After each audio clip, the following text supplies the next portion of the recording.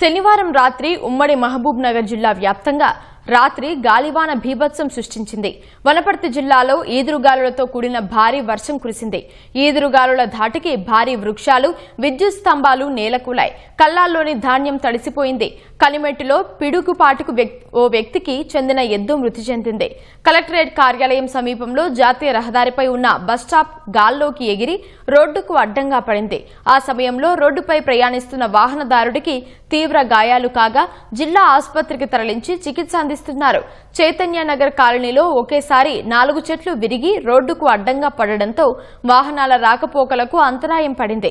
అచ్చంపేట, నాగర్ కర్నూల్, పాలెం, బిజినేపల్లి, తెలకపల్లి మండలాల్లో వర్షం ప్రభావం ఎక్కువగా కనిపించింది.